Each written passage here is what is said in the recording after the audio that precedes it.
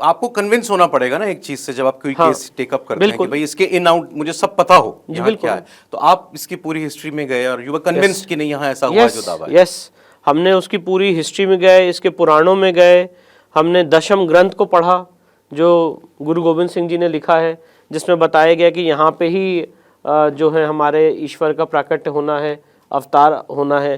साथ ही साथ जो पूरा इसका पौराणिक पर्सपेक्टिव है कि कैसे वहाँ पे 68 तीर्थ हैं, दक्षिण में गंगा बह रही है, उसके मध्य में हरिहर मंदिर होगा, ये सारी बातें जो पुराण में लिखी हुई हैं।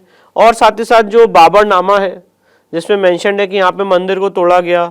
साथ ही साथ ऐने अकबरी में मेंशन्ड है कि यहाँ पे एक मंदिर हुआ करता था हरिहर मंदिर, जिसको मॉस्क में कन्वर्ट किया गया है। और फिर उसके बाद अलेक्जेंडर कनिंगम जो कार्लाइल की रिपोर्ट है उसमें मेंशन्ड है कि किस तरह से यहाँ पे मंदिर हुआ करता था और उसको आज मस्जिद का शेप देने की कोशिश की गई है, किस तरह से वहाँ पे झूठा इंस्क्रिप्शन लगा दिया गया बाबर का, और वो अपने आप में बहुत बड़ी फोर्जरी है। ये सारी चीज़ें पढ़ी और उसके बाद ये सेटिस्फाइड हुए कि हाँ एक लीगल केस बनता है, और उस लीगल केस, उस रिसर्च के आधार पे ऑनरेबल कोर्ट के सामने याचिका डाली। एक बार जरा अभी तक जो इस केस में कानूनी कार्रवाई हुई है उस पर बात करना मैं आपसे चाहता हूँ। 19 नवंबर को सुनवाई थी जज साहब के सामने, और ये कहा जा रहा है कि उसी दिन आनन फानन में जो है उन्होंने सर्वे का ऑर्डर दे दिया, दूसरे पक्ष को बताया भी नहीं, ऐसा था क्या? देखिए, सबसे पहली बात है, जो लोग ये बोल रहे हैं कि 19 तारीख को पिटीशन लगी, उसी दिन सुनवाई हो गई, उसी दिन आदेश हो गया, ये बड़ा अनप्रेसिडेंटेड है। ये बात बोली जा रही है। अब मैं कुछ उदाहरण देना चाहता हूँ, मेरी बात को जरा तसल्ली से, क्योंकि खुल्लम खुल्ला बात होनी है और तसल्ली से होनी है, तो उसको जरा तसल्ली से सुनिएगा तो पूरा पर्सपेक्टिव आपको क्लियर हो जाएगा कि नैरेटिव कैसे बनाया जाता है। जो व्यक्ति सिविल कोर्ट में प्रैक्टिस कर रहा है पूरे उत्तर प्रदेश में, वो बात ये जानता है कि अगर आप कोई नया वाद, न्यू सिविल सूट फाइल करते हैं कोर्ट में, तो यहाँ पे हाई कोर्ट या सुप्रीम कोर्ट की तरह कोई डेट नहीं लगती है, वो उसी दिन कोर्ट में सेम डे पेश किया जाता है। पहली बात, ये उस बात का जवाब है जो लोग कह रहे हैं कि सेम डे फाइल हुआ, सेम डे सुनवाई कैसे हो गई, तो शायद उनको सिविल कोर्ट की प्रक्रिया नहीं पता है। Point number 1। और सिर्फ ये संभल में नहीं है, ऑल अक्रॉस उत्तर प्रदेश जब भी आप कोई सिविल सूट दायर करेंगे 11-12 बजे तक आप फाइल करते हैं, तो उसी समय वो जज साहब के सामने पेश किया जाता है। यहाँ पे हाई कोर्ट, सुप्रीम कोर्ट की तरह कोई कॉजलेस नहीं बनती कि अब एक हफ्ते बाद की डेट मिली तब लगेगा आपका केस। पॉइंट नंबर 2, जो लोगों ने कहा कि बिना मुस्लिम पक्ष को सुने कैसे एडवोकेट कमीशन का ऑर्डर हो गया, तो मुझे लगता है उनको लॉ की जो समझ है काफ़ी वीक है, और उनको जो ऑर्डर 26 रूल 9 की जो प्रक्रिया है उसके बारे में जानकारी ही नहीं है।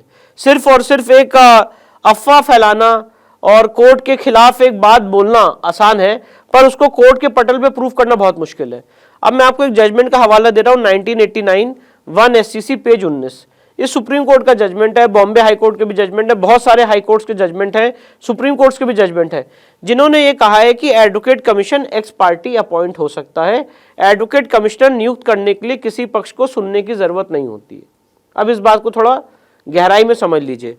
आज इतना हो हल्ला मचाया जा रहा है, इतना शोर शराबा मचाया जा रहा है कि कमीशन नियुक्त हो गया, हमें सुना नहीं गया, हमें सुना नहीं गया। तो पहले बात तो ये समझी जाए कि क्या कमीशन नियुक्त करना ऐसा माना जाएगा कि कोर्ट ने आपके खिलाफ कोई आदेश पारित कर दिया? पहले इस बात को थोड़ा अप्रिशिएट करिए। कमीशन नियुक्त करना is not an adversarial order. सुनने की रिक्वायरमेंट वहां पे होती है जहां पे कोई एडवर्स ऑर्डर कोर्ट आपके खिलाफ पास करने जा रही हो, तब रिक्वायरमेंट होती है। एडवोकेट कमीशन की नियुक्ति एडवर्सेरियल ऑर्डर है ही नहीं, ये किसी पार्टी के खिलाफ का ऑर्डर है ही नहीं। उसका कारण क्या है? उसका कारण यह है कि एडवोकेट कमीशन की जो भी रिपोर्ट होती है, दिस इज अ मियर ओपिनियन। ये जो मैं जितनी बातें बोल रहा हूं, ये लीगल पार्लर्स में सुप्रीम कोर्ट के लेवल तक डेवलप्ड है, जिसपे जजमेंट्स हैं। ऑनरेबल जस्टिस संजीव खन्ना साहब का भी जजमेंट है इस पे, इट्स अ मिनिस्टीरियल एक्ट उन्होंने कहा है। तो मतलब कोर्ट ने ये कहा कि भाई सपोज करिए फॉर एग्जांपल हम इंडिया टीवी की बात कर लें कि इंडिया टीवी में मौका क्या बोल रहा है, स्पॉट क्या बोल रहा है, तो उन्होंने एक व्यक्ति को नियुक्त किया कि आप जाके मौके पे वीडियोग्राफी, फोटोग्राफी करके हमें रिपोर्ट सबमिट करिए कि कौन सी चीजें कहां पे हैं। That's it. डिगिंग का ऑर्डर नहीं दिया गया है और डिगिंग की पावर भी नहीं है एडवोकेट कमिश्नर की।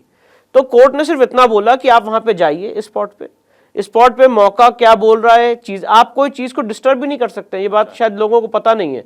Advocate commissioner is not entitled to even disturb a single thing.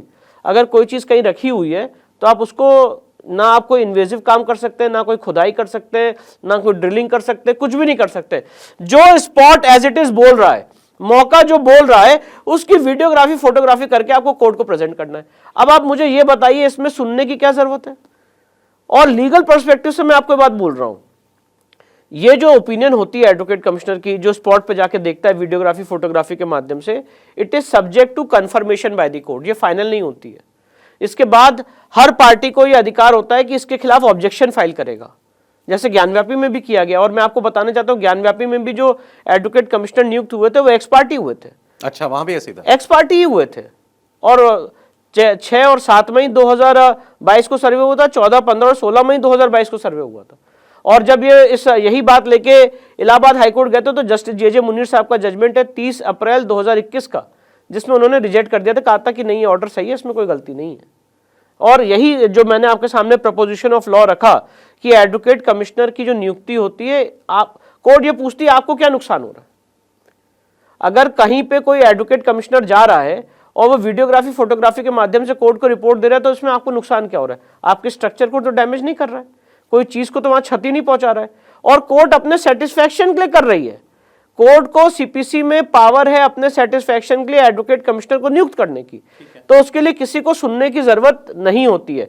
Requirement क्या होती है मैं आपके सामने वो भी बता देता हूं, टू बी वेरी ऑनेस्ट और फेयरनेस में।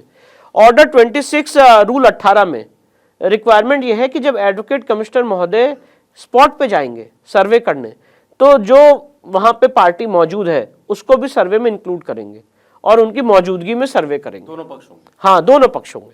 अगर एडवोकेट कमिश्नर मस्जिद कमेटी के लोगों के बिना उनको बाहर करके सिर्फ हमको अंदर ले जाके सर्वे करते तो गलत होता।